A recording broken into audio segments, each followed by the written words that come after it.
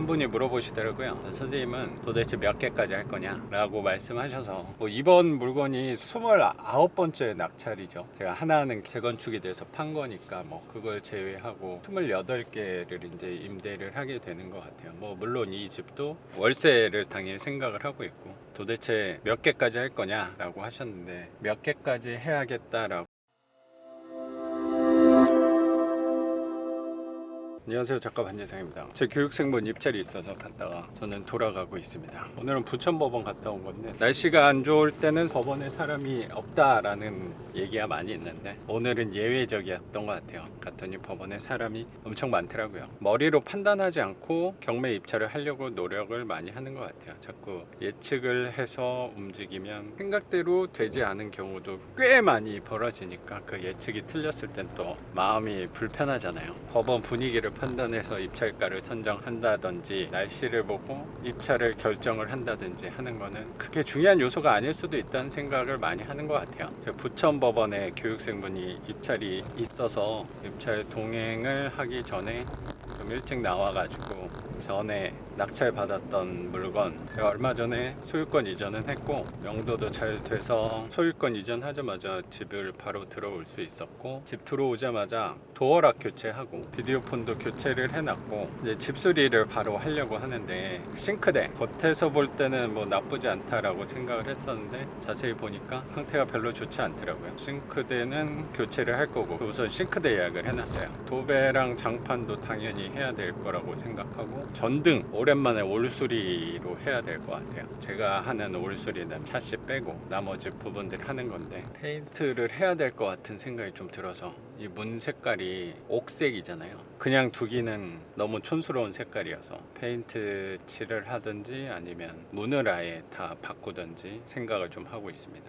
그리고 여기 콘센트들도 다 낡아가지고 콘센트도 교체해야 될 것 같고, 신발장 매립형 신발장이어가지고 또 싱크대 하시는 분들이 별로 선호하는 스타일은 아닌데, 이 신발장을 싱크대 하는 분들한테 맡기시면 돼요. 하는 김에 새로 교체를 할 생각이고, 이런 빨래 건조대는 옵션으로 굳이 둘 필요는 없다고 생각을 해서 제거할 생각이고, 최대한 아무것도 없는 거를 저는 선호해가지고, 페인트를 제가 할까 사람을 쓸까, 페인트를 안 하고 그냥 문짝 교체를 전체를 할까, 이 부분은 좀 고민을 하고 있어요. 화장실도 옛날 같으면 그냥 썼을 수도 있을 것 같은데, 저도 오래 하다 보니까 처음에 올수리를 하면 나중에 임대 내놓을 때 마음이 또 편한 것 같아요. 공실이 줄어드는 효과도 있으니까. 화장실 같은 경우는 한번 해놓으면 계속 쓸 수 있는 거니까, 이제 고민 안 하고 좀 애매하다 그러면 그냥 다 수리하는 걸로, 집 내놓을 때도 마음 편하고 들어오시는 분들도 조금 더 좋은 컨디션에서 거주하실 수 있으니까 그것도 좋지 않나. 1, 2년 쓰고 다시 바꿔야 되는 부분은 아니니까 처음 할 때 새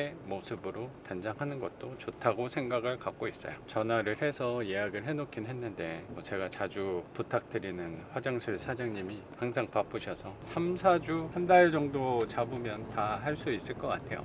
급할 거 없으니까 천천히 하면 되지 않을까 생각합니다. 수리가 다 되면 영상으로 한번 또 소개시켜 드리도록 하겠습니다. 한 분이 물어보시더라고요. 선생님은 도대체 몇 개까지 할 거냐 라고 말씀하셔서, 이번 물건이 29번째 낙찰이죠. 제가 하나는 재건축이 돼서 판 거니까 그걸 제외하고 28개를 이제 임대를 하게 되는 것 같아요. 물론 이 집도 월세를 당연히 생각을 하고 있고, 도대체 몇 개까지 할 거냐 라고 하셨는데, 몇 개까지 해야겠다라고 생각한 게 사실 없어요. 모순적일 수도 있는데, 몇 개를 해야겠다라는 목표는 없고, 입찰하는 거를 일상처럼 하는 거예요. 출근하는 거와 같다는 거랑 비슷하지 않을까. 몇 개까지 할 거냐, 요 얘기는 너 언제까지 살 거냐, 몇 살까지 살 거냐 라고 하는 질문이랑 똑같은 것 같아요. 그냥 반대로 생각을 해봤을 때, 몇 살까지 사실 거예요 라고 했을 때 죽는 날까지인 거잖아요. 사는 건 어차피 내가 정하고 하는 건 아니니까 하늘이 정해주는 거라고 저는 생각을 갖고 있어서, 그러면 저도 이 집을 29개 낙찰해서 끝날 수도 있죠. 근데 이게 50개, 100개가 될 수도 있겠죠. 그런 거에 대해서는 생각을 하고 있지 않아요. 좋은 게 있으면, 저렴한 게 살 수 있는 게 있다면, 부동산 분위기, 규제 이런 거와 상관없이 한다는 게 다른 뜻으로 들릴 수도 있겠는데, 최대한으로 할 수 있는 방법을 찾아서 계속 움직일 생각을 갖고 있어요. 올해 이걸로 끝날지,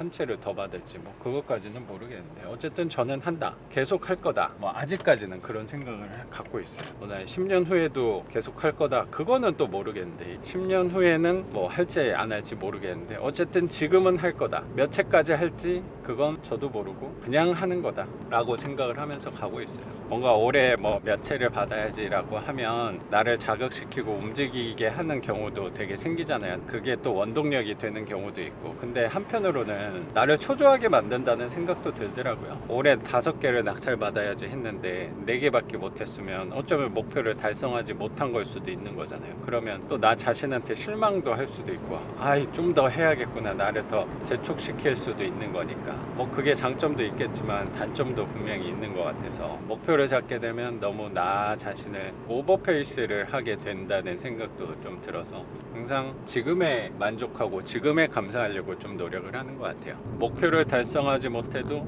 이 정도면 됐다. 그러니까 그런 것 때문에 목표를 좀 잡지 않게 된 것 같아요. 옛날부터 목표를 항상 잡으면서 움직여 왔던 것 같아요. 근데 미래를 생각하면서 살게 되는 느낌이 들더라고요. 1년, 2년, 뭐 5년 뭐 그 전에 생각했던 삶을 저는 지금 살고 있거든요. 내가 과거에 생각했던 삶을 살고 그 목표에 도달해서 현실로 만들었는데 또 그때가 되니까 미래를 보면서 또 목표를 정해놓고 움직인다고 하는 게 미래를 위해서 현재를 희생한다는 생각도 되게 들더라고요. 어느 부분은 목표를 두고 움직이려고 노력을 하고 일부분은 만족스럽게 그냥 현재를 즐기려고 생각을 하다 보니까 이 목표가 그렇게 중요한가라는 생각을 요새 많이 갖게 되는 것 같아요. 목표를 항상 정해야 된다는 강박이 저는 항상 있었는데 그런 목표를 정하는 것도 항상 정하고 오다 보니까 분명히 단점이 있잖아요. 그럼 단점을 찾아냈으면 내 삶을 살아가는데 좀 개선을 시키려면 그 단점을 보완해야 된다고 생각이 들어서, 그러니까 목표가 중요하지 않다고 얘기하는 거는 아니거든요.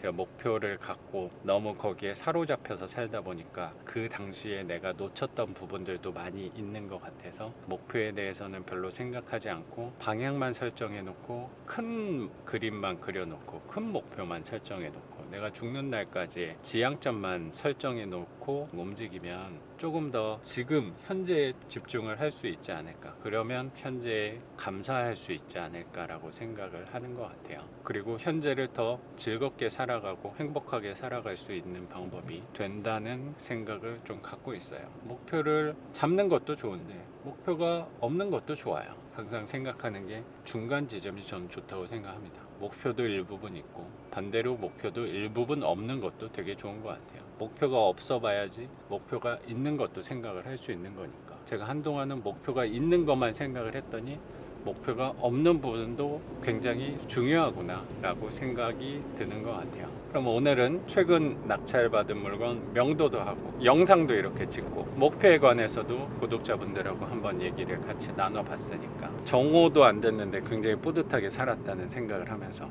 오늘 영상은 여기서 마치는 걸로 하겠습니다. 작가 반지성이었습니다. 감사합니다.